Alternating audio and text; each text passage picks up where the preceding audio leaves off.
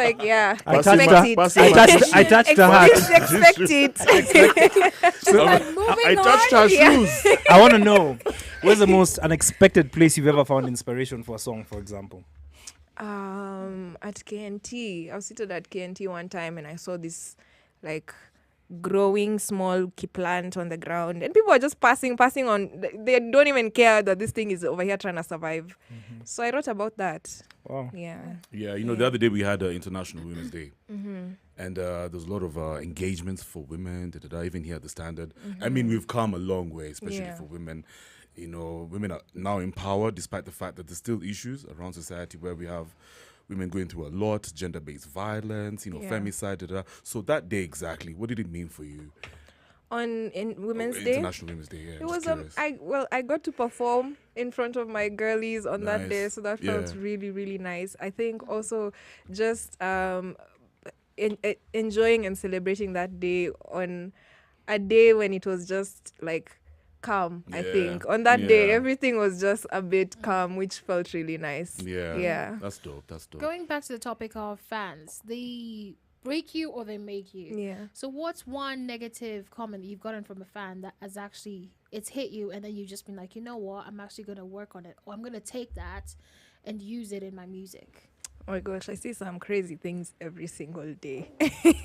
Every single day. But I think I just expect it. Like I take the good things more seriously than the bad things. And I'm like, okay, you said something bad about me, but I'm someone's sunshine. So I'm gonna keep doing what I'm doing because I'm bringing light to that person. Like you can stay there. You can with your own problems. These dudes who are so being just because they're so high over there. So how you're nasumbua. Maybe the girlfriend is right there next to the dude. Maybe the show but is just passing the tissues. I saw something on Twitter one day that I was just like, like someone was like, Njerae is just over there minding her business, and like a random Juguna just decides to go and insult her. Like I did absolutely nothing. I don't know you, Njuguna. Some people are just bullies. But then you read the comments on YouTube of your jams. All of them. Okay. Yeah. I'm those people. Okay. Yeah. So older advice to the younger Njerae, what would you advise yourself when it comes to the music career? It's coming. It might take time, but it's coming. So just keep doing what you're doing. Keep shining. Keep putting your best foot forward. And it will all make sense.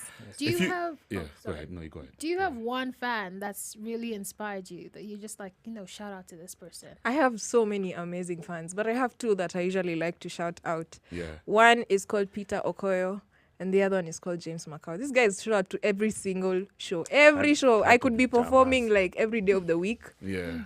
And they are there. I think it's amazing how you even know their names. Yeah. Because they come everywhere. Yeah. What? They literally fight about who has the most Njerae minutes. Like such crazy things to me, Yeah. Wow. So shout out to them. Yeah, I'm going to ask you a personal question. Are you seeing somebody?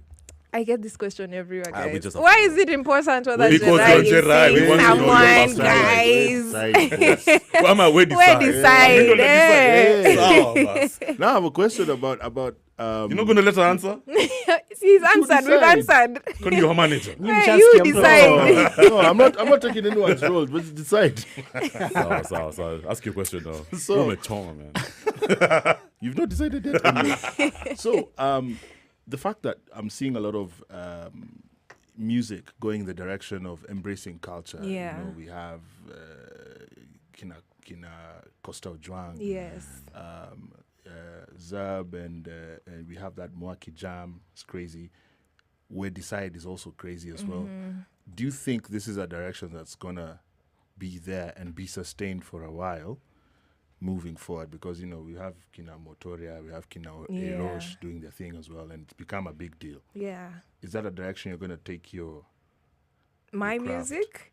I think I would always want to incorporate culture in my craft. I think speaking as like someone who falls into like Gen Z category, we grew up at a time when you're either being forced to learn your mother tongue and it's, shoved down your throat, or you're just there and you hear it in passing and you don't really know what happens, Yeah.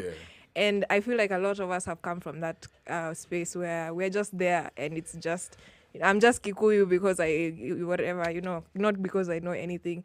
And I feel like as you grow older, you now get into these spaces where people are actually existing and like practicing these things, and you feel FOMO. You're like, oh my gosh, you like kind of feel left I out, wanna 'cause I know. think it's Yeah. serious, Yeah. So I think the rise in culture in this, like in the music industry, is just as a result of that, because now what's the best way to learn these words? I'm not gonna read a book, You got to be around those people, the vibes. So I want to bounce off Joseph's question. I was listening to a certain podcast the other day, and they're talking about how Gen Zs are struggling to be authentic, in the sense that maybe they're too creative, coming up with like fictional vibes of their music. Are you under pressure to sound authentic? Sugar and spice and everything nice.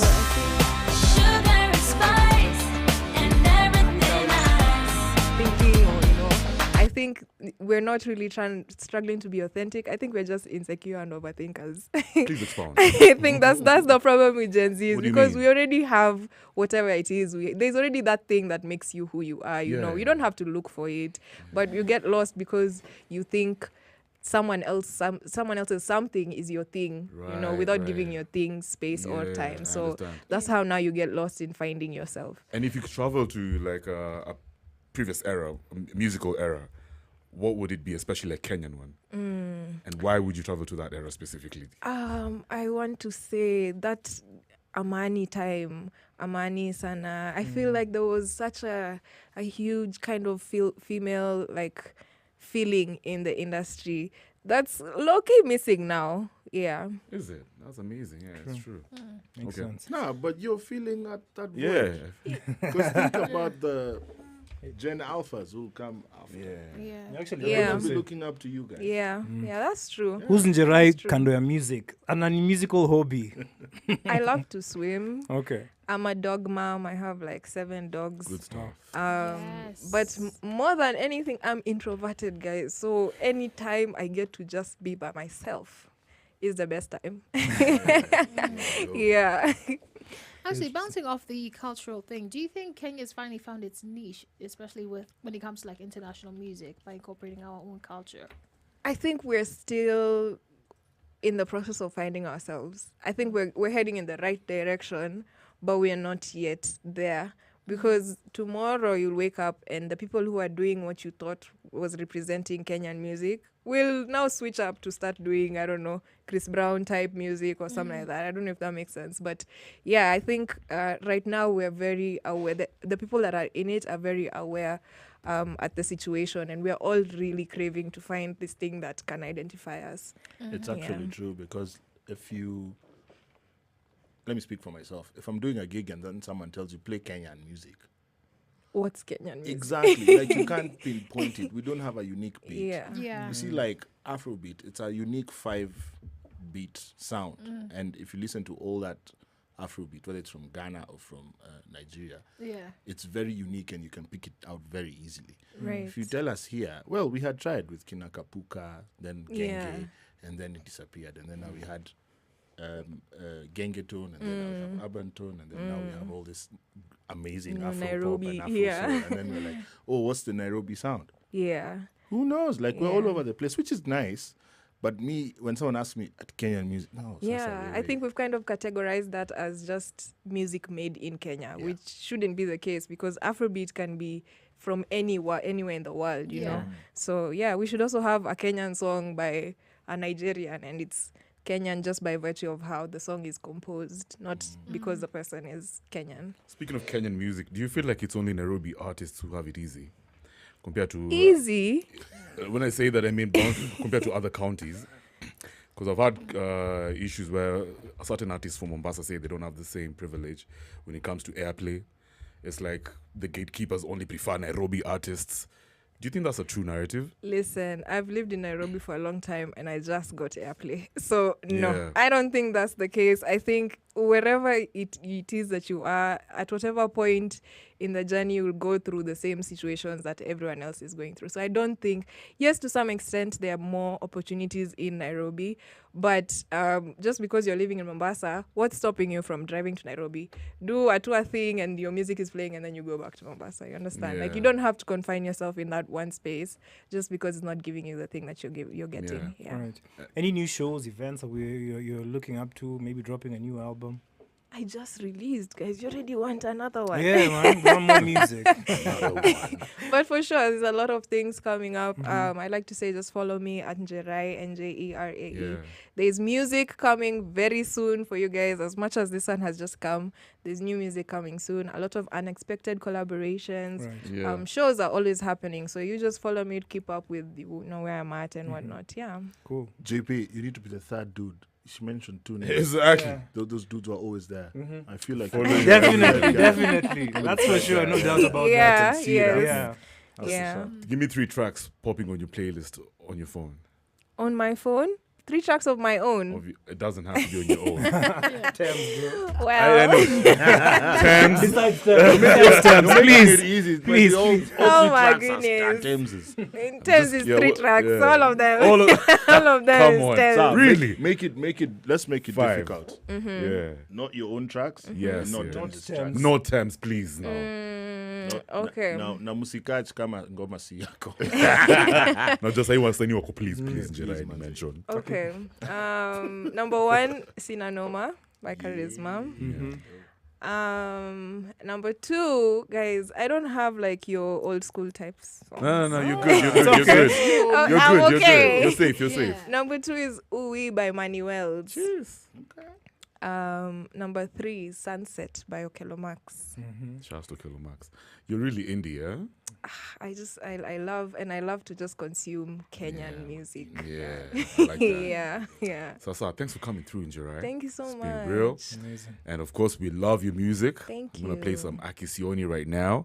Guys, we've just been chilling, hanging out with the lovely, very talented Njerae. And of course, you can find her music on YouTube, especially on Friday. You better jam on her, her tunes. Wait. Don't play with Jose, man. He's set. That's play. A whole hour. He came prepared. Sasa, God bless. Thanks for coming through. once again. Asante. Easy, Sasa. Let's keep it moving right now. Akisioni, 20 Kazi.